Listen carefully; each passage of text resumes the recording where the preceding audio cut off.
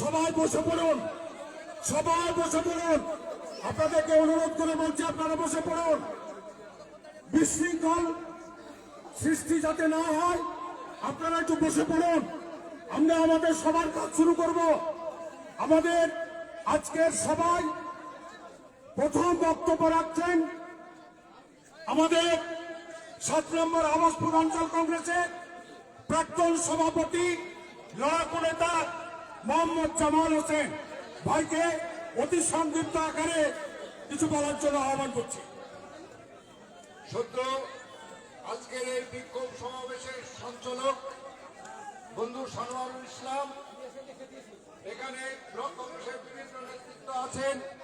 আপনারা জানেন সারা ভগবনগোলা ব্লকে যেভাবে এসআইআর থেকে আরম্ভ করে আর তৃণমূল কংগ্রেসের দুর্নীতি সারা ভগবনগোলা ব্লক থেকে তৃণমূলের দালালদের দ্বারাই পরিচালিত হচ্ছে।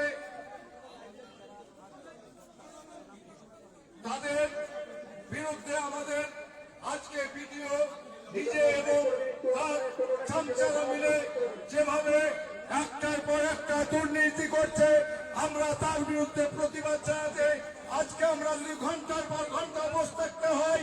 যতক্ষণ পর্যন্ত আমাদের নেতারা সদুত্তর পাচ্ছেন ততক্ষণ পর্যন্ত বলতে চাইছি, এসব নিয়ে যেভাবে দিনের পর দিন বাংলার মুখ্যমন্ত্রী এবং বিজেপি সরকার বিচারিতা করেছে, আমরা তার বিরুদ্ধে এখানে আছি। আজকে এসব নিয়ে যিনি বলেছিলেন যে বাংলার মুখ্যমন্ত্রী আমি এসব হতে দেব না, আজকে ওনার সামনে ওনার জন্য আজকে এত মানুষ আজকে এসব হিয়ারিংয়ে ডাক পাচ্ছে। তাই আমরা বলতে চাইছি সারা পশ্চিম বাংলা কথা কথা ভারতবর্ষের মানুষ, ভারতীয় জাতীয় কংগ্রেস আপনারা জানেন এসব নিয়ে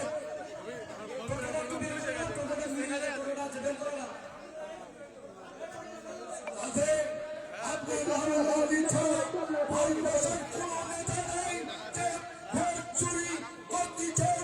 এই স্লোগান দিয়ে গোটা ভারতবর্ষের মাটিতে দাঁড়িয়ে জাতীয় কংগ্রেসকে ঐক্যবদ্ধ হবে, সাধারণ মানুষের পাশে দাঁড়িয়ে আজকে যে সব আন্দোলন তৈরি করেছে সেই আন্দোলন আমরা আরো ত্বরান্বিত করার জন্য আপনারা সংক্ষিপ্তভাবে সুশৃঙ্খল ভাবে এখানে বসে থাকুন।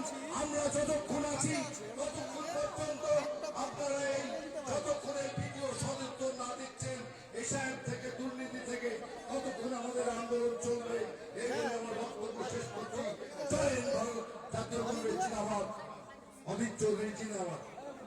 ধন্যবাদ জমাকে। আপনারা বসে পড়ুন, দল করে বলছি আপনারা একটু বসে পড়ুন।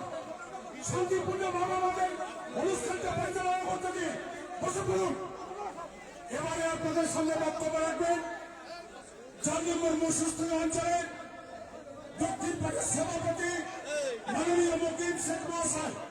মকিম শেখ মহাশয়কে অতি সংক্ষিপ্ত আকারে কিছু বলার জন্য আহ্বান করছি।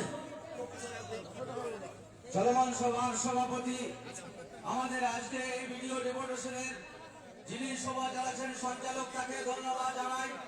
আমি এই সভায় আজকে বলি আমাদের জাতীয় কংগ্রেসকে আমি আমার তরফ থেকে ধন্যবাদ জানাই। এই সভায় আমাদের উদ্দেশ্য হচ্ছে এই পশ্চিম বাংলার বুকে আজকে আমরা দেখছি এসআইআর নিয়ে আজকে মানুষকে হয়রানি করা হচ্ছে কেন, তার প্রতিবাদে আমরা এখানে এই বিক্ষোভ সমাবেশ করেছি। আমরা দেখেছি আজকে 2.5 বছরের বিডিও সাহেব এসছেন, এই বিডিও সাহেবের কোনো যা খুশি তাই করে আজকে ভগবনগোলা বলাকে আমরা একটাও দৃষ্টিভঙ্গি দেখিনি। নিরপেক্ষ ভাবে তিনি মনে হয় যে কাজগুলা করে সম্পূর্ণ তৃণমূলের দালালি করে, সঠিক জায়গায় সঠিক বলেনি। আমরা তাই বলতে চাইছি বিডিও সাহেব আপনাকে বলি আপনার নিরপেক্ষ দৃষ্টি এই ভগবনগোলা বলাকে থাকা উচিত ছিল।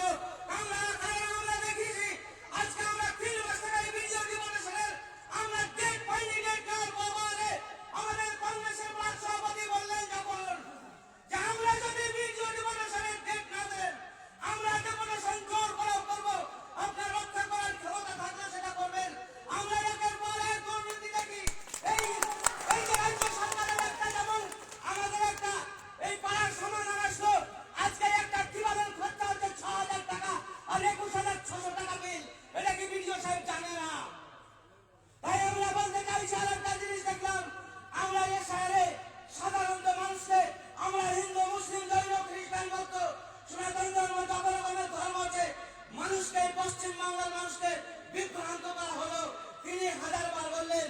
দিয়ে শেয়ার করতে হয়, আমার নিধন দেহের উপর দিয়ে শেয়ার করতে হবে। তিনি বললেন শেয়ার হবে না, তিনি আবার শেয়ারে সই করলেন। ইনাকে দেখলাম কয়েকদিন আগে, আজকে ওয়াকফ বোর্ড বিল মুসলিমদের সেই ওয়াকফ বোর্ড বিল পাস করা হলো, তিনি সেই দিন বলেছেন ওয়াকফ বোর্ড বিল পাস করতে দেওয়া হবে না, আমি সেটা দেখছি তার ব্যবস্থা করব। আজকে ওয়াকফ বোর্ড শুধু মুসলিমের নয়, আজকে হাজার হাজার বিঘা কোটি কোটি সম্পত্তি আজকে হিন্দু ভাইদেরও আছে, আজকে খ্রিস্টান ভাইদেরও গির্জা আছে, সব সম্পত্তি দখল হবে। এই দখল কেন্দ্রীয় সরকার যে করে, রাজ্য সরকারের সেই দিন বসে দিদিকে উচিত ছিল যে আমি আমার জায়গায় সই দিব না, ওয়াকফ বোর্ড বিল পাস হতে দিব না, তিনি নিজেই সই করে দিলেন।